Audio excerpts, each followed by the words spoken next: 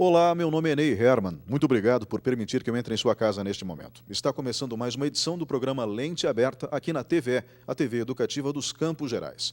Hoje nós vamos falar sobre a nova legislação trabalhista. Comigo no estúdio está o advogado Lineu Ribas, com larga experiência nesse setor, o setor trabalhista, da área do direito, e eu gostaria de agradecer a sua presença hoje aqui, doutor Lineu Ribas. Ney, é uma satisfação. Quero manifestar que eu sou seu fã, acompanho seu trabalho durante toda a sua carreira. E é muito bom poder estar aqui para esclarecer a população um pouco sobre as mudanças na legislação trabalhista que são de interesse de toda a sociedade. Novamente, obrigado, doutor. E obrigado a você que está em casa nos acompanhando. Fique com a gente, o assunto é interessante.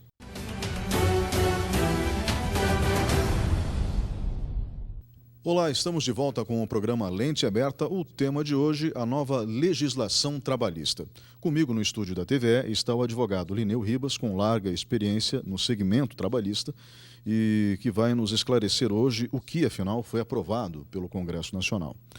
Doutor Lineu Ribas, antes de iniciarmos o programa de hoje, eu gostaria que o senhor fizesse um breve histórico da criação da CLT, a Consolidação das Leis do Trabalho, que acabou sendo, digamos assim, a marca registrada de Getúlio Vargas, entre outras, mas a principal em relação ao povo brasileiro, tanto que ele ficou conhecido como o pai dos pobres, o pai dos trabalhadores, durante décadas a fio. Afinal de contas, a CLT foi um avanço para a época e, principalmente, em que contexto ela surge? É muito interessante essa colocação, até porque existem várias vertentes doutrinárias que procuram interpretar os motivos da publicação, da criação da CLT. Mas eu, após bastante análise, eu cheguei na conclusão que a CLT ela foi bastante interessante para o Brasil. Na época, ela foi importante. E o contexto da criação do direito do trabalho no mundo é também relevante para que a gente possa entender a nossa criação da CLT. No mundo, o trabalhador teve que lutar muito para conquistar direitos. Nós viemos, evidentemente, de uma época que não havia legislação do direito do trabalho. Essa legislação ela foi necessária ser conquistada com árduas lutas, principalmente na Inglaterra, na França e na Alemanha. Aí, no início do centenário de 1900 em diante. Muita luta, muita briga, muita greve, e os trabalhadores eram extremamente explorados, porque não havia legislação que protegesse o trabalhador. Esses trabalhadores, inclusive hoje em dia nós temos o Dia da Mulher, que é em virtude de um ato de um empregador que trancou trabalhadoras dentro de uma fábrica e ateou fogo. E hoje nós lembramos desse dia comemorando o Dia Internacional da Mulher. Então, as pessoas, tendo em vista que não havia proteção do trabalho, trabalhavam de acordo com a negociação direta com o empregador. O empregador oferecia um salário, pegava quem queria. E mesmo lá no começo da legislação trabalhista, quando começou a sentir essa necessidade, o trabalhador e o empregador eles negociavam abertamente. E mesmo nessa época já existia desemprego, principalmente em virtude dessa mudança do trabalhador do campo para as cidades. Eles começaram a sair do campo porque o campo começou a não ter emprego para todo mundo. E a população cresceu no mundo inteiro. E essas pessoas foram se localizando em lugares que nós chamamos de cidades atualmente. Essas cidades, principalmente, eram chamadas de burgos, as periferias. Esses burgos que centralizavam as pessoas, eles vieram da época que não tinha dinheiro, não era dinheiro, a moeda de troca era o que se produzia na terra, né, que era o sistema feudal. Eu produzo milho, o meu vizinho produz feijão. Vamos trocar um pouco de milho por feijão, eu passo a ter milho e feijão e você também. E, consequentemente, troca um pouco de arroz, um pouco de carne com quem produz gado, e assim foi. Quando eles começaram a centralizar nas cidades, nos burgos, eles precisaram, então, desenvolver novas modalidades para que essa troca acontecesse, porque nem sempre o que eu tinha para oferecer o outro queria. Como eu já não era mais agricultor, eu estava no burgo, eu produzia algum artesanato, chinelo, e de repente o outro não queria chinelo, então eu passava dificuldade para a troca. E aí surgiu a moeda, que nós chamamos de sistema capitalista. Esse sistema capitalista criou a moeda para facilitar essa troca entre as pessoas. E essas pessoas que estavam produzindo passaram a produzir em maior escala, porque perceberam assim, se eu produzir, eu consigo ter mais dinheiro e, consequentemente, eu adquiro melhores bens daquilo que eu preciso. E muitos desses artesãos, naquela época, começaram a desenvolver os primeiros meios de produção centralizados, que são as fábricas.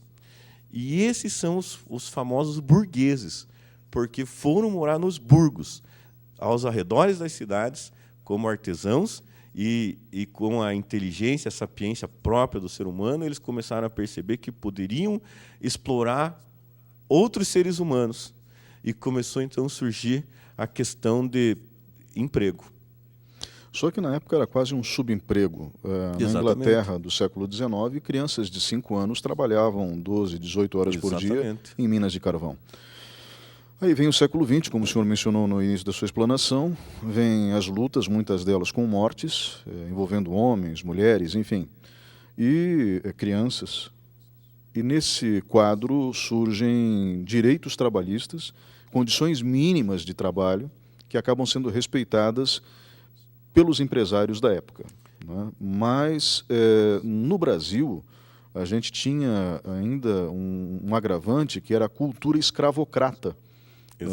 Nós somos o último país da humanidade, ou melhor dizendo, do Ocidente, a abolir a escravidão. Exatamente. Lá na Europa existiram essas lutas, porque eles viveram essa mudança da época do feudalismo para o capitalismo. E, consequentemente, surgiram lá os burgueses, que se tornaram donos de empresas, donos de fábricas, e começaram a contratar outros trabalhadores, como você bem falou, crianças, mulheres, enfim, não tinha legislação trabalhista. Não tinha legislação que falava tem que trabalhar 8 horas, se trabalhar mais que isso é hora extra. Não tinha proteção do trabalho, não tinha EPI, não tinha normas de segurança. Então, contratava uma criança para trabalhar em máquina. Muitas morreram. Muitos trabalhadores ficaram aleijados, perderam braços, pernas, famílias, e pagavam o que queriam. Se você não quer esse salário, não existia salário mínimo.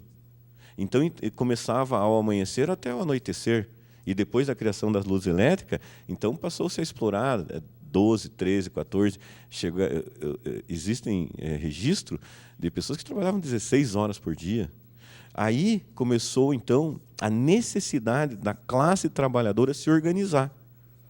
E ela se organizando, elas começaram, então, a reivindicar direitos lá na Europa. E essa reivindicação foi muito árdua, com briga, com greve, com queimada de empresa, com mortes. Foi uma luta, realmente. Eles conquistaram direitos. Nós, no Brasil, não fizemos isso. Nós acabamos passando, como você bem falou, de uma fase que era escravocrata, que também existia aí um sistema de produção agrícola em que havia trocas, mas nós já pegamos aí uma época da criação da CLT, que o sistema capitalista já estava a todo vapor. Então não teve essa luta dos trabalhadores. Por isso que uma grande parte, e aí vem a minha conclusão a respeito da criação da CLT, uma grande parte dos economistas, dos estudiosos do direito, chegam à conclusão que a CLT não foi fruto de lutas dos trabalhadores, mas sim uma forma do poder público falar para o trabalhador, isso aqui é o que vocês têm direito, garantidos. Mas, ao mesmo tempo, era tudo mínimo. Era tudo mínimo. Só que foi um tiro no pé. Porque, a partir de então, os trabalhadores perceberam, bom, nós temos direitos mínimos, vamos lutar por alguma coisa. E aí houve um crescimento e um fortalecimento nas décadas de 50, 60 e 1970, nessas décadas de 70, houve um fortalecimento muito grande da classe trabalhadora por meio dos seus sindicatos. Os sindicatos criaram um corpo. E aí é o famoso criou um monstro, né, que o Estado não esperava. Não estou dizendo que os sindicatos eram ruins, pelo contrário, era um monstro do ponto de vista político e capitalista. Porque aí, então, passou-se a negociar efetivamente direitos do trabalho. E os sindicatos tiveram um papel fundamental na conquista de direitos no Brasil, nas décadas de 50, 60 e 70. Após isso,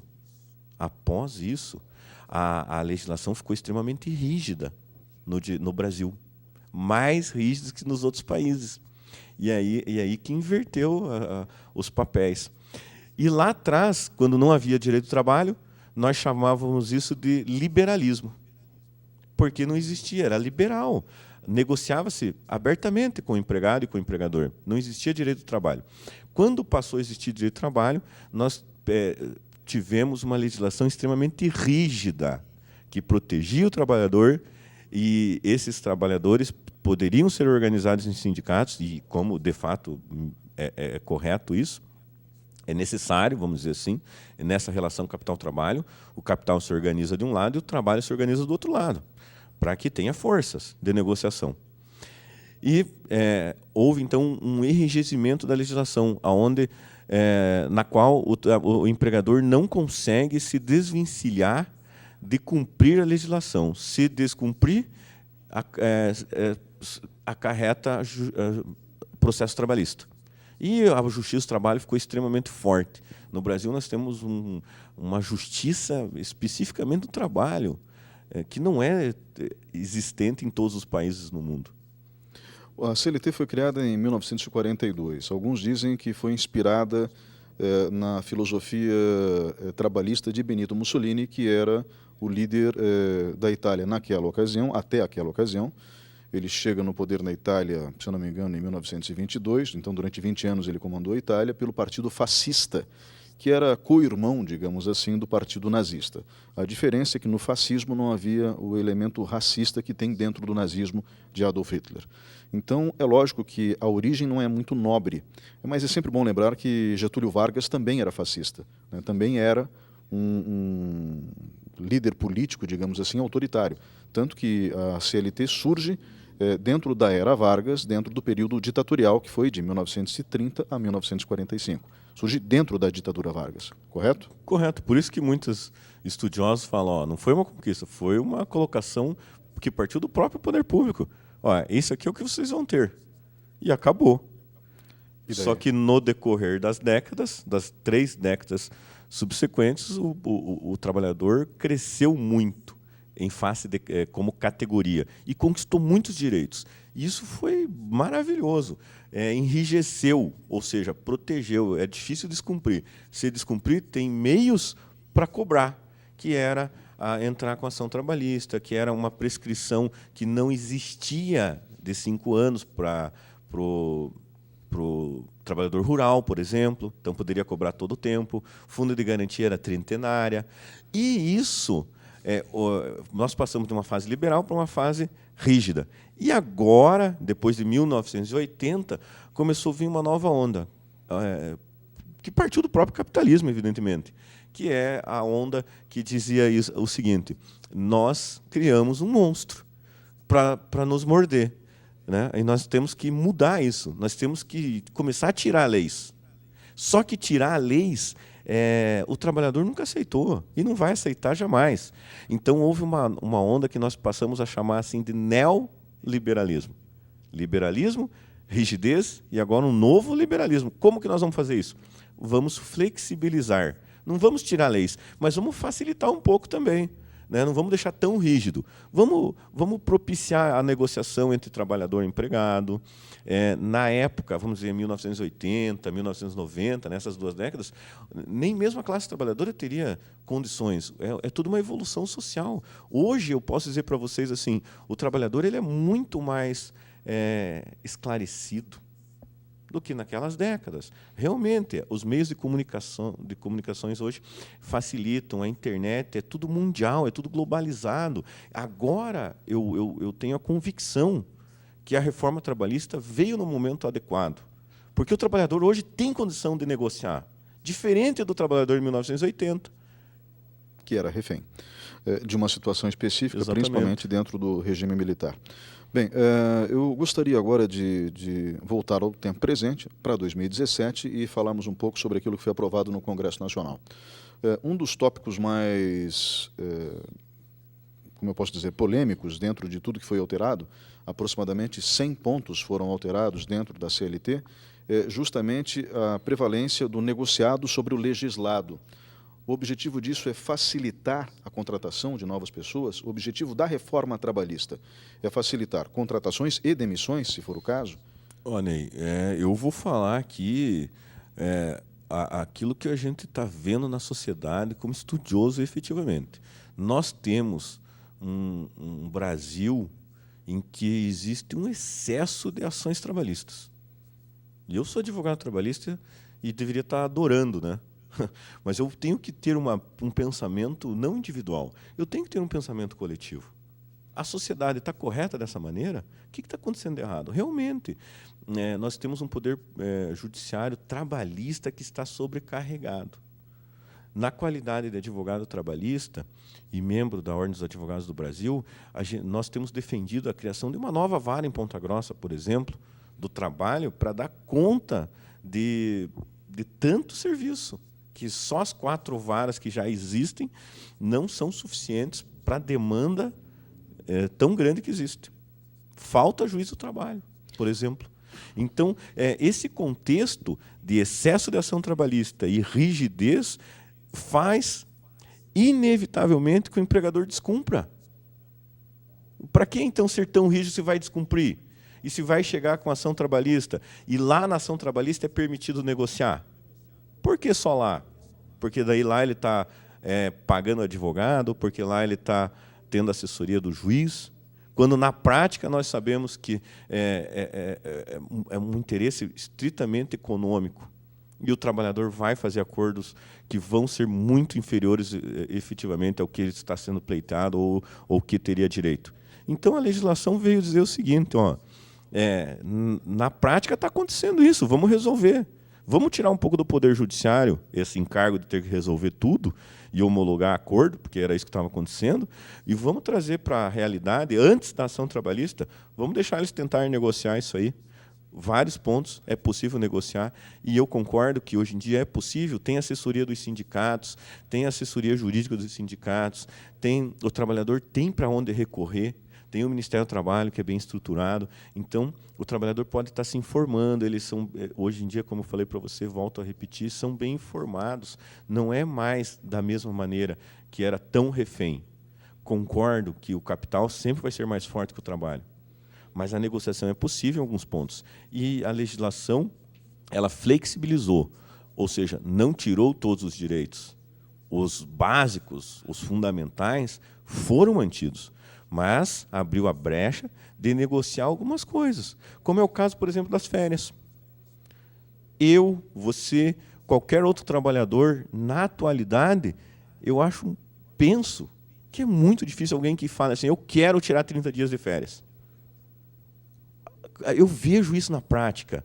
Muito trabalhador prefere tirar 5 dias agora, em junho, em julho, que é férias dos filhos, daí tirar mais um pouco no final do ano, que tem lá Natal, Réveillon, e, de repente, mais um pouquinho lá na época que ele gostaria de viajar. Enfim, dividir essas férias. Isso é possível atualmente. Bem, eu gostaria... É um exemplo. Exato, o senhor tocou num exemplo, então vamos começar por aí, pelas férias. Tá. Como que ficaram as férias? Antigamente você tinha a opção de tirar 30 ou 20 dias. Você podia vender 10 dias. Isso. Agora, eu não sei se é possível ainda vender as férias, eu não tenho ideia, mas é possível fragmentá-las em 3 períodos. Sim, é possível vender. É possível vender ainda? Sim. Só que, assim, hoje em dia, veio regulamentar algo que, na prática, acontecia de maneira informal. O trabalhador assinava o recibo de férias de 30 dias. Mas, na prática, para burlar a legislação, ele dividia férias. pedia para o empregador concordava e dividia, como eu dei esse exemplo para você. Isso aí veio a ser regulamentado. Então, atualmente, ele pode formalmente dividir férias, tirar 10 dias em uma época, 5 dias em outra e 15 dias em outra. Continua sendo 30 dias. Continua tendo um terço de férias. Pode vender? Pode. Não tudo, mas pode. Então, ele tem que tirar no mínimo 15 dias, que é o exemplo ali de um período. E os outros períodos dividir em mais 2, 3 dias durante o ano. Puxa, que bacana. Tira um pouco em julho, com os filhos, sai, dá uma descansada, depois lá no final do ano, no começo do ano, enfim, e alguma outra época. Ser negociado com o empregador. Não é uma imposição, nem de um nem do outro. Precisa ser realmente negociado.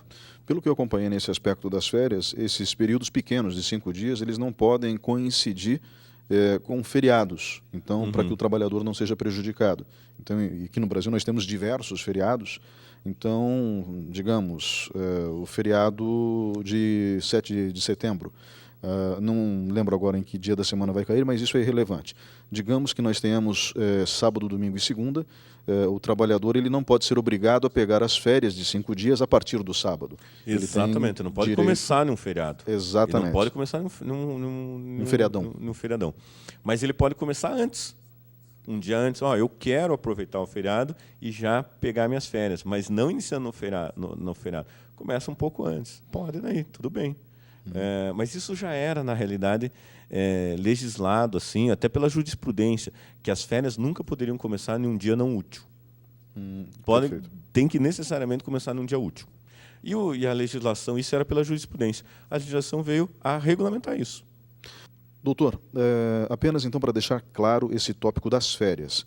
Podemos dividir em 3 períodos, mas os períodos menores não podem ser inferiores a 5 dias e o período maior não pode ser inferior a 14 dias, é isso? Exatamente. As partes podem dividir as férias em até 3 vezes, porém, um deles não pode ser inferior a 14 dias. Mas não necessariamente precisa ser dividido. A opção é negociar a divisão, como a gente já bem falou. Porém, eles podem optar em manter o sistema antigo, que é gozar 30 dias. Ou então, dividir em 2 vezes. Tudo bem. O que a gente sugere, como advogado, é que as partes elas registrem o que está sendo tratado. Isso é bom para o empregado e para o empregador.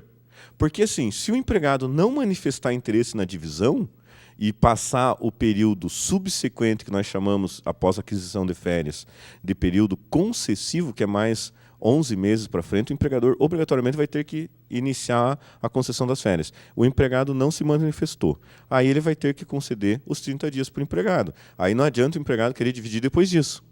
A divisão tem que ser feita dentro do período concessivo. Ou seja, venceu um ano de férias, no ano seguinte tem que tirar férias. Quando? Quando as partes negociarem. E é o empregador que define as melhores datas. O empregado vai fazer sugestões. Eu gostaria de tirar 7 dias agora, por exemplo.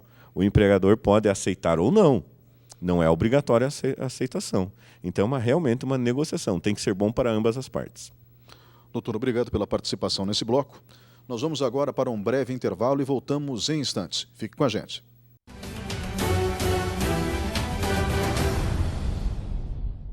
Olá, estamos de volta com o terceiro bloco do programa Lente Aberta. O tema de hoje é a nova legislação trabalhista. Comigo no estúdio está o Dr. Lineu Ribas, advogado com larga experiência na área. Doutor, nós vamos ter, dentro de 4 meses, então, toda essa nova legislação, tudo aquilo que foi aprovado, os 100 pontos da CLT que foram modificados, já em vigor. Isso dentro de 4 meses. Mas eu gostaria de saber alguns tópicos a mais que ficaram, no mínimo, confusos para a população. A questão da mulher grávida em ambiente insalubre, como era e como ficou? A situação ficou assim, se houver autorização de um médico, ela pode trabalhar. Particularmente, eu compreendo essa situação porque nós pensamos que todo ambiente insalubre realmente vai fazer mal ao trabalhador. Quando existem meios modernos de neutralizar essa insalubridade. E aí não haveria problema. Então, nós podemos pensar assim, uma mulher grávida pode entrar numa câmara fria. Ela trabalha numa cozinha, por exemplo. A câmara fria, a princípio, é insalubre, mas se você entrar desprotegido. Agora, existe o quê? Capa térmica, bota térmica, touca, luva, máscara. Ela vai entrar por um período curto de tempo para pegar alimentação para fazer, por exemplo. Ela é uma cozinheira. Isso é normal, pode acontecer. Entendeu? Então, não necessariamente o ambiente insalubre vai fazer mal para a trabalhadora. Quem vai avaliar isso é um médico. Numa empresa grande que existem lá, por exemplo, ela está no corte de frangos. A princípio é insalubre, tem sangue, tem vísceras, mas ela tem EPI, equipamentos de proteção individual ou equipamentos de proteção coletiva que neutralizam aquela insalubridade. Então não haveria problema algum ela continuar trabalhando. Tanto que uma grávida dona de casa corta frango para fazer a sopa, inclusive. É um exemplo que eu trago para você. Então eu penso que é possível, sim, trabalhar em ambiente insalubre e que não necessariamente vai fazer mal para o trabalhador, para a criança. Porque os meios modernos que neutralizam são extremamente eficientes, tanto individualmente como coletivo. E são os equipamentos de proteção que nós falamos. Em relação ao fornecimento de equipamentos de proteção individual, isso continua sendo responsabilidade da empresa? Sim, continua, deve ser de responsabilidade da empresa. Porém, é de responsabilidade do empregado cuidar e requerer a troca quando necessário. Perfeito. E usar também. O trabalhador tem que, se ele não usar, ele pode ser punido, inclusive com a justa causa. Interessante lembrar isso. No que se refere às horas in itinere, ou seja, as horas de deslocamento, como que ficou? As horas in itinere, lá atrás, quando começou-se a cogitar a criação da legislação trabalhista em 1942 e que ela veio a ser publicada efetivamente em 1943, a CLT, a população usava muito o meio de transporte fornecido pela empresa para ir até o local de trabalho, que era de difícil acesso, porque não havia um transporte público eficiente na época. Hoje existe transporte público praticamente em toda parte. E a empresa que opta em fornecer transporte não é para se beneficiar, mas sim para beneficiar o trabalhador hoje em dia. É muito mais confortável pegar o transporte fornecido pela empresa, que passa no horário, no local certo, etc., e só com aqueles trabalhadores, é mais rápido, inclusive, e mais seguro, do que ficar em um ponto de ônibus até altas horas esperando o transporte público sujeito a um assalto, às intempéries, ao frio, ao calor, etc. Então, a legislação veio a regulamentar essa nova situação social, em que quase não existe mais a hora in itinere como antigamente. Então, hoje acabou a questão da empresa fornecer o transporte e ser punida por isso, quando ela queria, na verdade, beneficiar. Então, aqui em Ponta Grossa, eu lembro de ver muitas vezes ônibus de empresas com todos adesivados para pegar seus trabalhadores. Como teve tanta ação trabalhista para reclamar a hora em itinere, como se fosse jornada de trabalho, as empresas cortaram isso e falaram assim, daqui para frente, ao invés de fornecer transporte de graça, eu que bancava como empregador e ainda levava ação trabalhista cobrando essas horas, eu vou parar de fornecer. Eu vou fornecer vale transporte e ainda vou ter que descontar 6% do seu salário para ajudar a pagar o vale transporte, que essa é a regulamentação do vale transporte. Então, muitas vezes era pior para o trabalhador. Na realidade, muitos trabalhadores foram prejudicados. Hoje é possível, então, a empresa voltar a fornecer o transporte, beneficiar o trabalhador, ele vai ter um certo conforto e não vai mais poder reclamar isso como hora extra, ou como horas em itinere, que é o nome que nós chamamos. Isso acabou no Brasil. Em relação agora à pausa para o almoço, ela foi reduzida para meia hora? Não foi reduzida para meia hora. Ela pode ser reduzida. Ah, sim. Aí isso é interessante falar, Ney, porque esse é um ponto bacana que você levantou. Quer ver? Eu já vi muitas vezes, como advogado trabalhista, partir do empregado o interesse em não gozar de uma hora para intervalo. E explico. Nem todo trabalhador vai para sua casa para fazer a refeição. Tem empresas que fornecem a refeição dentro da empresa, que é mais confortável, muitas vezes um preço irrisório ou até gratuitamente que a empresa fornece. Tem que ter acomodações adequadas, como, por exemplo, um refeitório, que tem toda uma legislação sanitária. Então, o trabalhador almoçava dentro de 25, 30 minutos. E aí ficava o quê? Ocioso, tendo que esperar para dar o intervalo de uma hora para voltar a trabalhar. E ele, muitas vezes, era melhor para ele poder voltar assim que terminasse de almoçar. E o que aconteceria? Ele vai embora mais cedo. Então, a legislação veio regulamentar isso.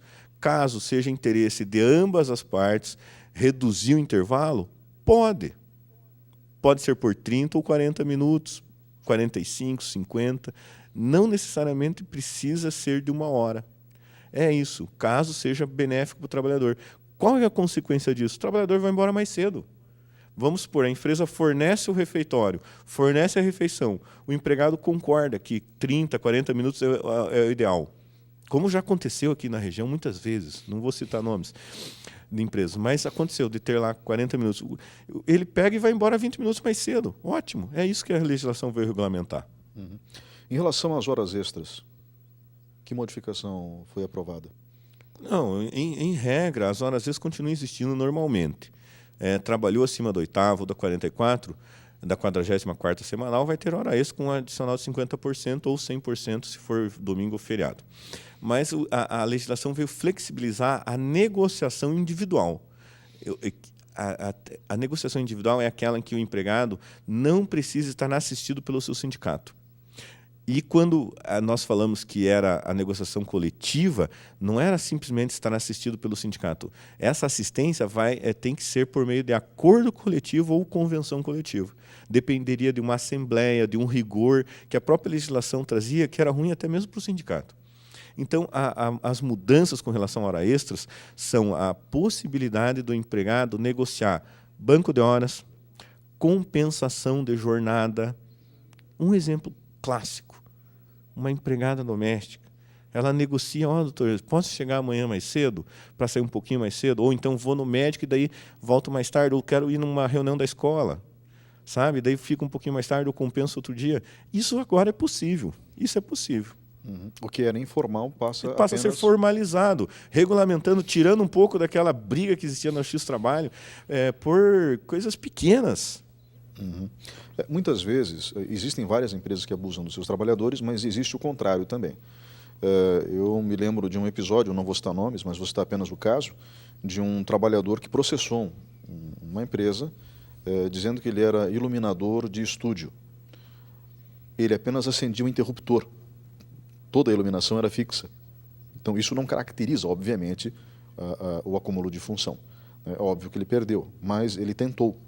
Então, o fato de ter tentado gerou custas processuais, enfim, acho que ele acabou pagando por isso. Mas existe sempre o absurdo dos dois lados. Né? Claro. E é esse absurdo que a legislação tenta agora corrigir. É isso? Exatamente. Mas, vamos dizer, se houver abuso por parte do empregador, ele não está isento de ação trabalhista. Uhum. Não claro. É vamos dizer, uma carapaça, uma proteção, agora ele está livre da ação. Não, se ele fizer errado, se ele burlar, se ele fraudar, se ele fizer de conta, vamos dizer assim, nós chamamos de fraude, que houve um acordo e não houve, ele pode ser responsabilizado. Doutor, em relação às horas extras, que alteração que a legislação trouxe para a carga de horas extras, se é que trouxe? Ótimo. Então, Ney, o trabalhador não vai ser prejudicado em relação a horas extras. As horas extras continuam existindo.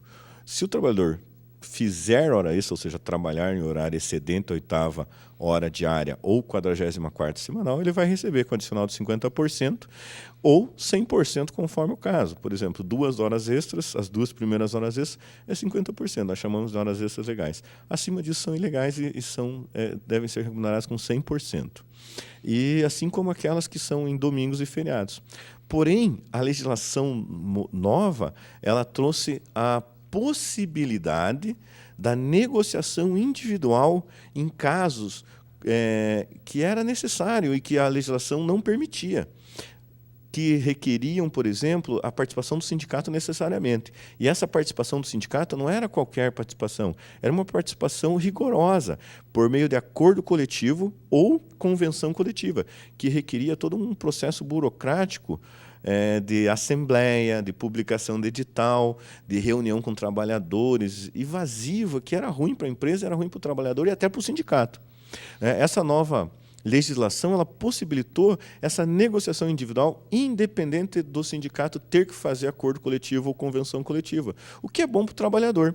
Então, o trabalhador pode negociar abertamente jornadas de compensação, como, por exemplo, a 12/36, que prorroga e compensa ao mesmo tempo. Muito comum na área de saúde, né? Na área de saúde, na área do trabalho noturno, vigia, portaria, que mais? Que eu lembro bastante é a área de saúde mesmo, enfermagem. Esses trabalhadores gostam muito, preferem trabalhar 12 horas direto e daí descansar 36. Eu tive um caso interessante de um processo em que os trabalhadores faziam 12/36 numa empresa por opção. Porém, alguns desses trabalhadores, quando eram demitidos, eles entravam com a ação daí trabalhista cobrando a nona, a décima, a 11ª e a 12ª, ou seja, 4 horas por dia de trabalho. E isso gerou um passivo muito grande para a empresa. A empresa resolveu, não vamos mais fazer escala 12/36, mesmo vocês preferindo, e vamos mudar tudo para 8 horas, como é a legislação, aí eu evito ter ação trabalhista contra mim. E os trabalhadores que ficaram na empresa, eles se revoltaram, eles queriam a 12/36, entraram com uma ação trabalhista no processo, no Poder Judiciário Trabalhista, requerendo a manutenção da escala 12/36, que era a preferência deles. Olha que interessante. Então, isso agora está regulamentado dizendo o seguinte, pode ser negociado. A escala 12/36 ela é legal, caso o trabalhador concorde com ela, caso o trabalhador faça opção de... E como que concorda? Se desde o começo era 12/36, ele aceitou o emprego, já concordou. É um exemplo. Ou então faz um acordozinho. Esse acordo tem validade agora. Uhum. Eu gostaria de saber o seguinte, em relação ainda na questão horária, né, a famosa pausa para o cafezinho. Né? Certo. Se fosse uma pausa ainda, acho que ninguém reclamava, mas tem sempre aquele que abusa. Né? Então, vou tomar um cafezinho, daí fica lá seus 15 minutos. Vou fumar um cigarrinho, o cigarrinho também leva lá seus 15 minutos. E assim vai. Né? Assim vai. Podemos então, dar outro exemplo, religião. no Tem caso religiões, por exemplo, que o trabalhador precisa, de acordo com a sua religião, com a sua fé, parar de tempos em tempos para ir prestar culto. Exato. É o caso do islamismo. Né? Os muçulmanos, eles param 5 vezes por dia para rezar. Isso antes era computado dentro da jornada de trabalho, agora não. Agora não, agora pode ser descontado. Olha, você pode ter pausas para lazer, para religião, para culto religioso, para alimentação, se você quiser como trabalhador. Só que não é uma imposição, precisa ser também negociado com o empregador para ser acertada essas pausas. E essas pausas passam, então, a não fazer parte da jornada de trabalho. A jornada de trabalho que é adquirida pelo empregador, que é comprada pelo empregador, vou deixar claro para a população dessa maneira, ela é aquela efetivamente trabalhada. Houveram pausas de interesses do empregado, em comum acordo com o empregador, essas pausas podem ser descontadas.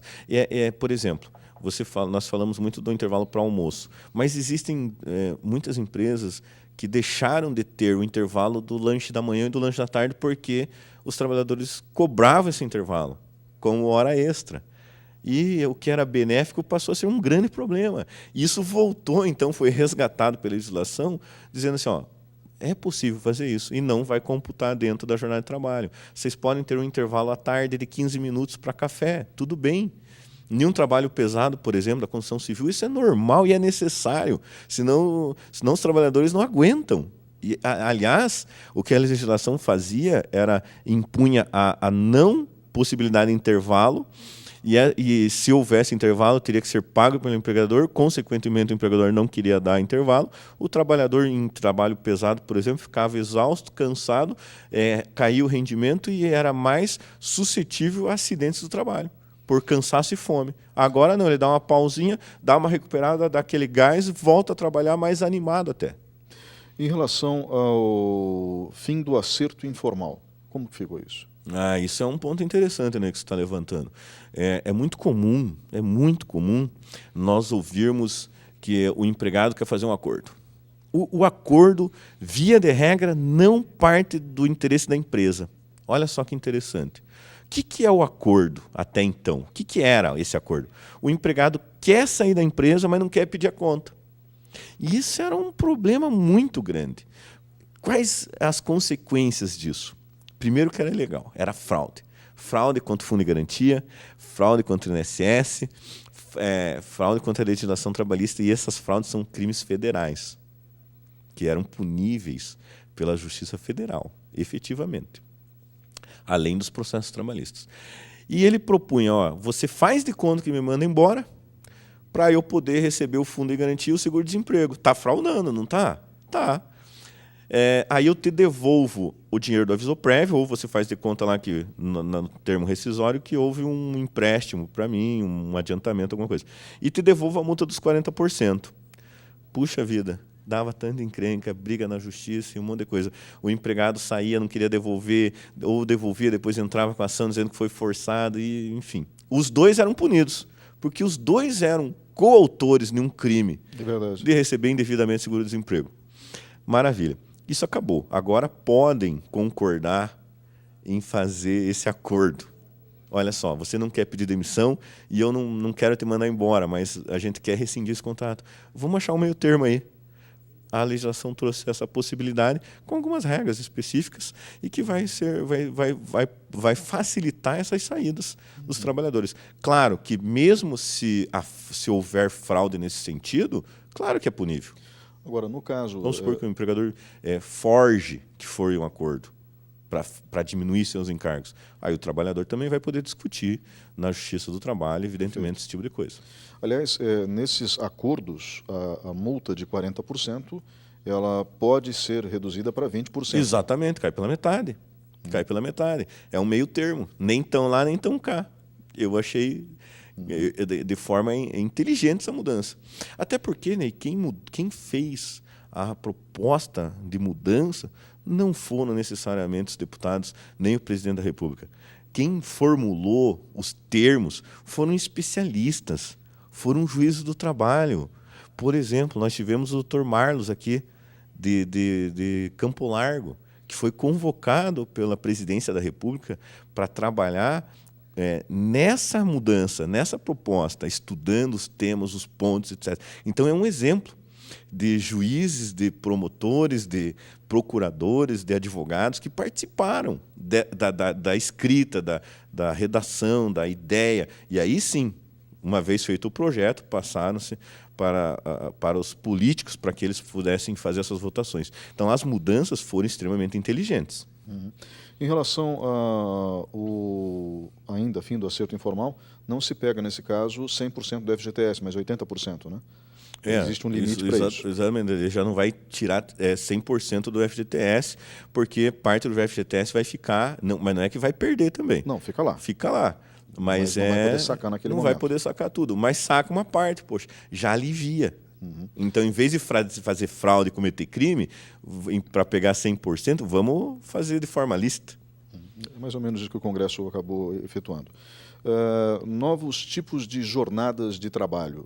O trabalho em casa é permitido agora, é legislado, foi legislado sobre isso, e esse trabalhador está protegido agora também? Exatamente. Nós tínhamos um problema de ações trabalhistas muito grande, em que as empresas... isso é tecnologia. A tecnologia traz esses avanços e essas possibilidades.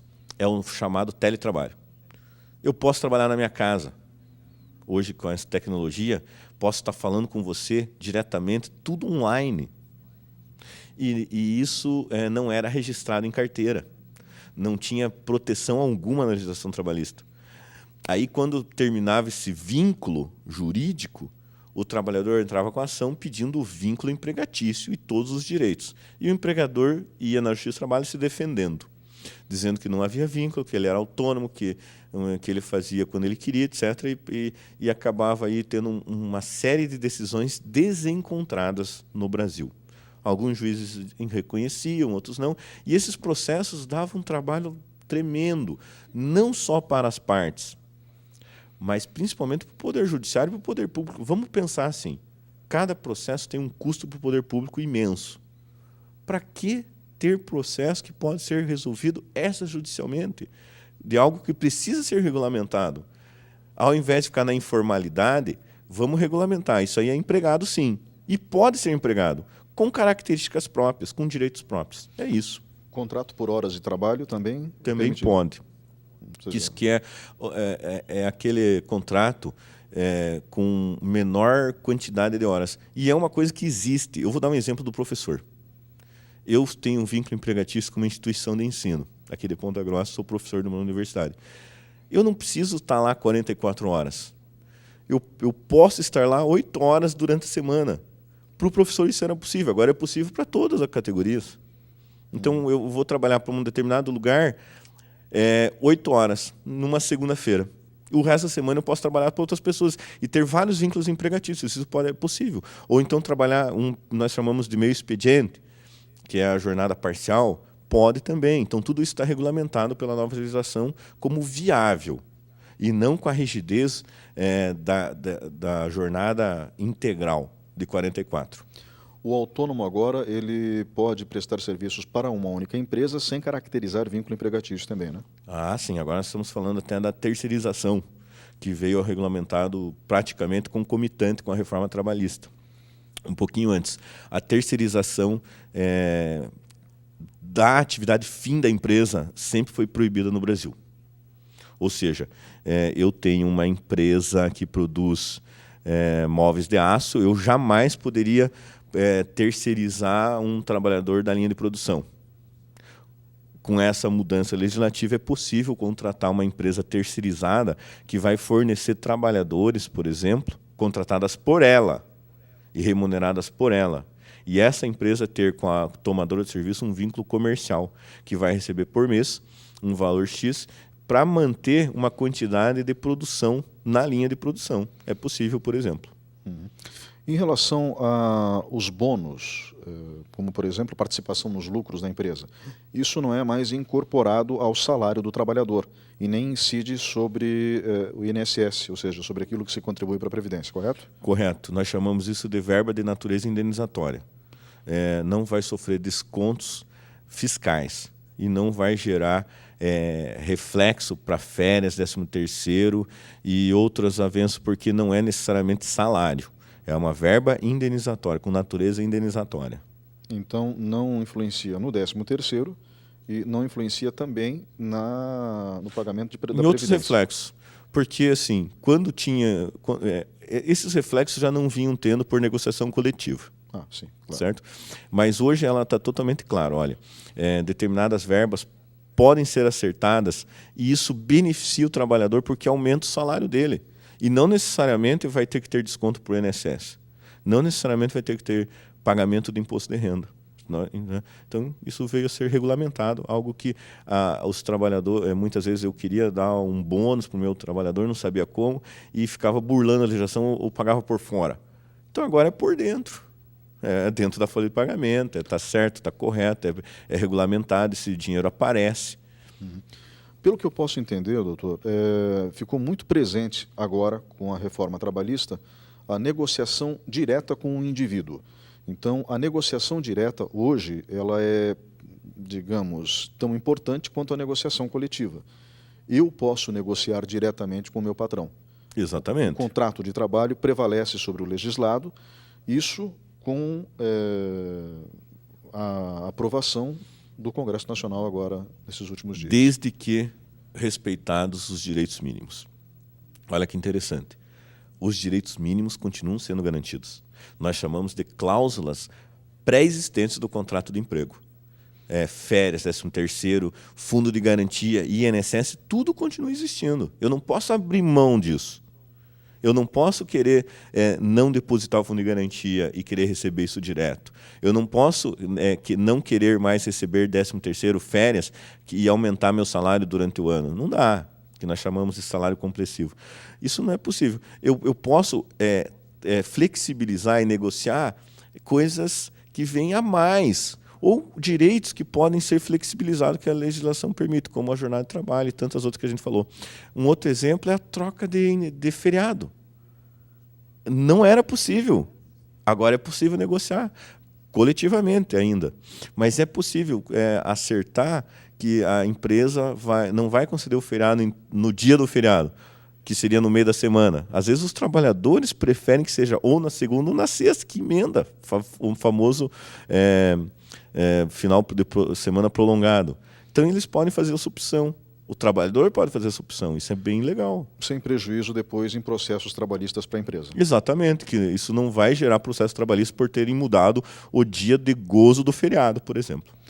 Uma outra característica que eu percebi, com base em tudo que o senhor falou, é que aquilo que já era feito informalmente foi legalizado sem riscos para o empreendedor, mas Exato. sem tirar nada do trabalhador. Exato, e nós podemos concluir a nossa conversa buscando o começo da nossa conversa, que a legislação trabalhista moderna não veio necessariamente para prejudicar o trabalhador.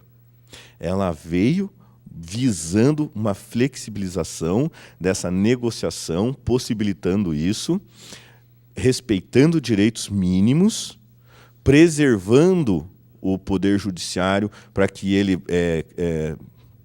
afaste as fraudes, visando, e aí é o interessante, a empregabilidade dos trabalhadores, a manutenção dos empregos e a criação de novos empregos e o investimento no Brasil, que muitas empresas não vinham para o Brasil ou vinham e ficavam um pouco tempo e iam embora, sob o argumento de que a legislação que era muito rígida e era prejudicial para as empresas. Agora vai ser um atrativo efetivamente, vai abrir postos de trabalho, vai formalizar trabalhadores que estavam informais e direitos que estavam sendo feitos, satisfeitos informalmente e que traziam prejuízo para o Brasil inteiro. É isso. Doutor, só para finalizarmos, o fim do imposto sindical obrigatório, na sua opinião, é um avanço?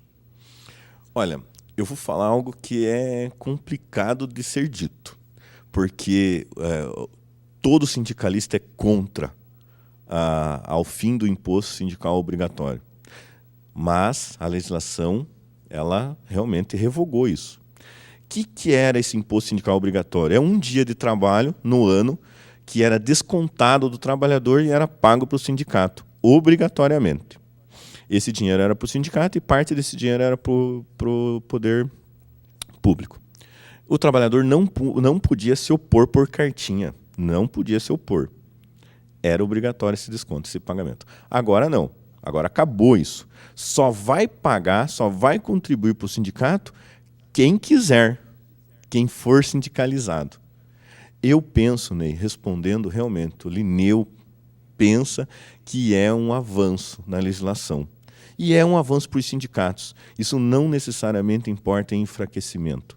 Pelo contrário, vai fazer com que sindicatos que até então não se preocupavam em conquistar os seus trabalhadores para se associarem, que ele vai ter que efetivamente trabalhar em prol da sua categoria, o trabalhador vai ter que querer contribuir espontaneamente. Eu quero ser sindicalizado porque o meu sindicato me defende, porque ser sindicalizado é bom. E os sindicatos vão ter que achar maneiras de efetivamente defender os seus trabalhadores, de darem uma contraprestação àquilo que é pago espontaneamente. Então é um avanço, sim, da legislação. Doutor Linneu Ribas, muito obrigado pela sua participação hoje aqui no programa Lente Aberta. E muito obrigado a você que estava nos acompanhando até agora. O programa Lente Aberta volta na semana que vem.